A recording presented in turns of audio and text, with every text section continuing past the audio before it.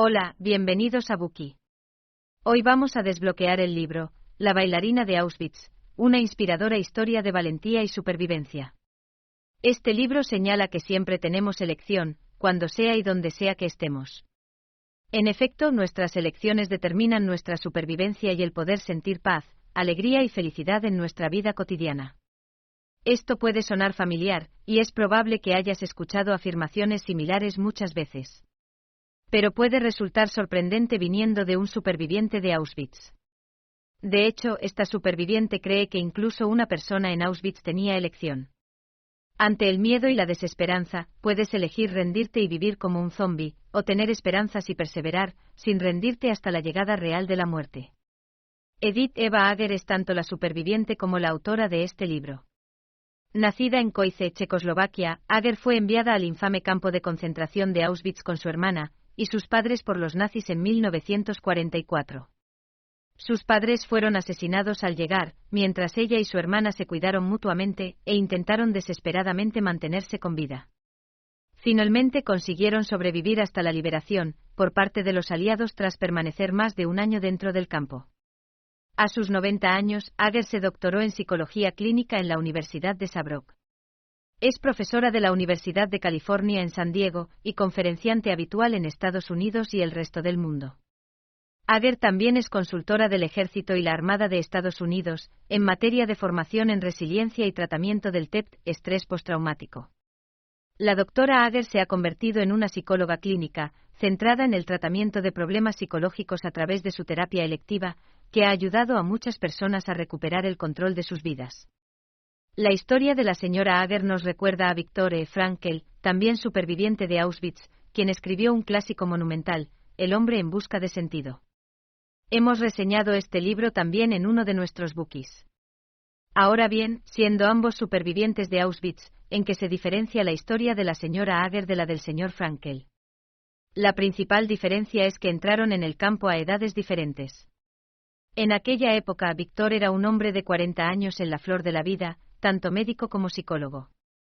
Por tanto, tenía suficiente fuerza espiritual y base de conocimientos para mantenerse vivo y encontrarle un sentido a la vida. Edith, en cambio, solo tenía 16 años cuando entró en Auschwitz. Todavía era una niña inocente, pero tuvo que enfrentarse a un reto psicológico mayor que el de Viktor, hasta cierto punto. Afortunadamente, también logró sobrevivir al campo de concentración. Cuando Edith fue rescatada, solo pesaba 32 kilogramos, y era extremadamente frágil tanto física como mentalmente. Gracias en parte a la historia de Viktor, y a su enseñanza de que nadie puede quitarle a uno la libertad de elegir la actitud que toma, pudo superar sus demonios, y hacer las paces con su pasado. A continuación, descubriremos lo mejor del libro en 3 partes. Primera parte. ¿Había alguna elección que tomar en Auschwitz? Segunda parte. Decisiones difíciles para los supervivientes. Tercera parte. Sanarse a sí misma y a los demás con la terapia electiva. Primera parte. ¿Había alguna elección que tomar en Auschwitz? Veamos la primera parte de este bookie. ¿Había alguna elección que tomar en Auschwitz? Hazte la siguiente pregunta: si estuvieras encerrado en ese infierno conocido por ser inhumano, ¿qué opciones tendrías? Quizá no se te ocurra ninguna respuesta. Hoy en día vivimos en un mundo pacífico y somos libres, sin embargo, a veces pensamos, no tengo elección.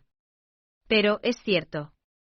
Comenzamos esta sección con esa pregunta, porque queremos reflexionar contigo sobre este fenómeno.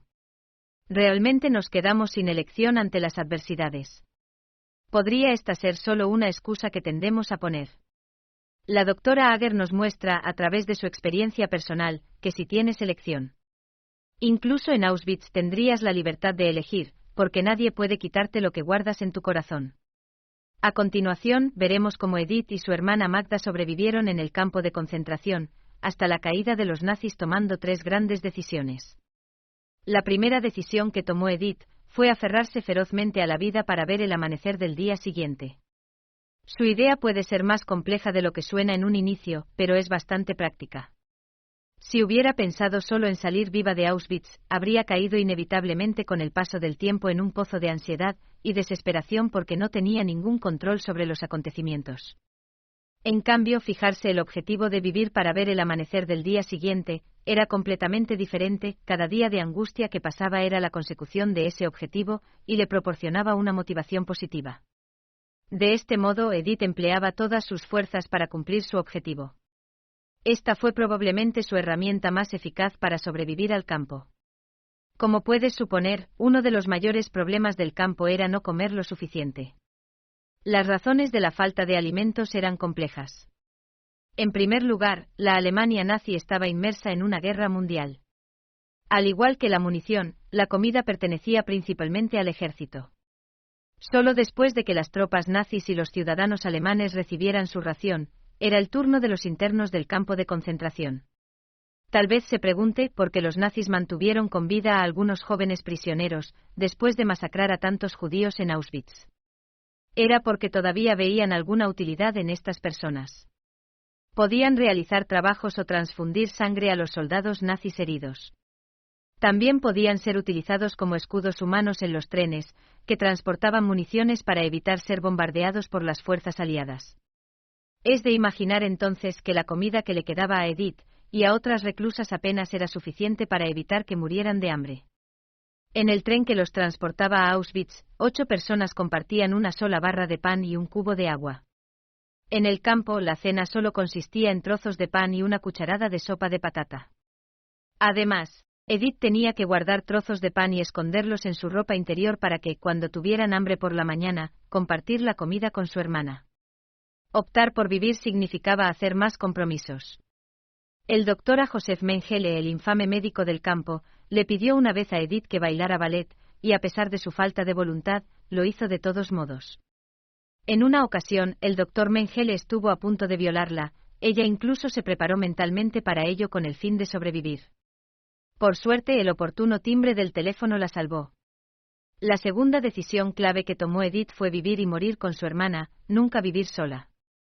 Las dos hermanas se animaron y salvaron mutuamente en numerosas ocasiones, sin olvidar que ambas estuvieron a punto de sacrificar sus vidas por la otra.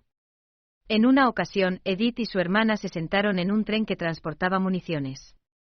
Fueron utilizadas como escudos humanos por los nazis. De repente, los aviones británicos llegaron para bombardear el tren. Edith aprovechó la oportunidad, saltó del tren, y corrió a una zona boscosa cercana en medio de toda esa confusión.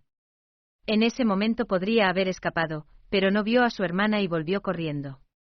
Magda la regañó entonces en voz baja: «Eres idiota. Podrías haber escapado». En otra ocasión, por alguna razón, Edith y su hermana fueron asignadas a equipos diferentes, ambas estaban muy nerviosas, las dos se preguntaban por qué se necesitaban 2 equipos. ¿Acaso un equipo estaba destinado a vivir y el otro a morir? Las hermanas no podían aceptarlo, o sobrevivían juntas o morían juntas. Las dos se miraron como si existiera un acuerdo tácito, y luego entraron en acción. Edith daba volteretas en la nieve como distracción, para llamar la atención del guardia, mientras Magda aprovechó la oportunidad para colarse en el grupo de su hermana. Las dos hermanas estaban juntas de nuevo. Con esta idea de no vivir nunca solas en mente, las hermanas no se permitieron ver perecer a la otra, especialmente de hambre.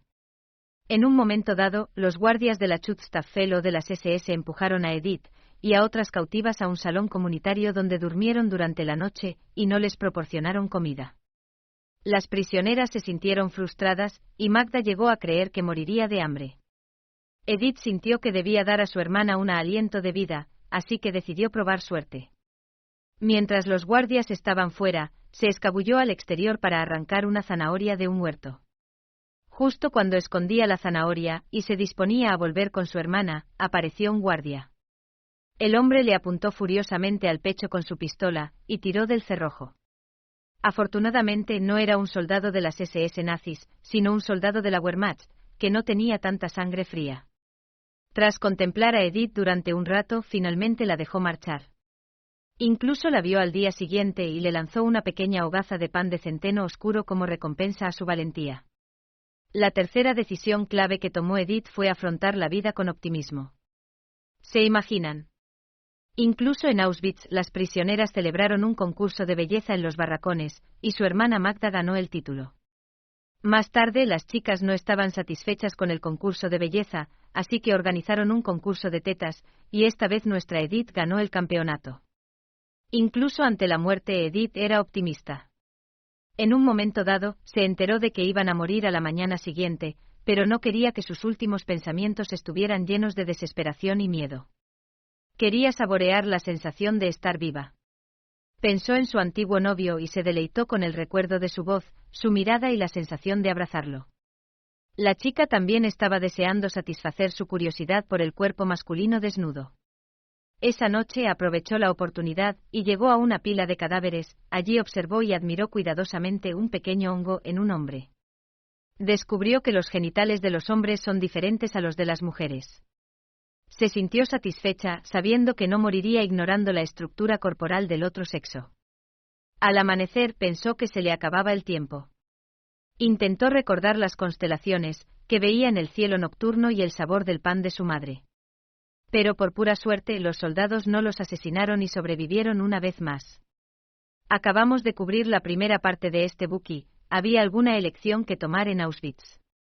A esta pregunta Edith responde afirmativamente y agrega que incluso en ese infierno en la tierra, donde la gente tenía poco respeto por la vida humana, también se pueden hacer elecciones.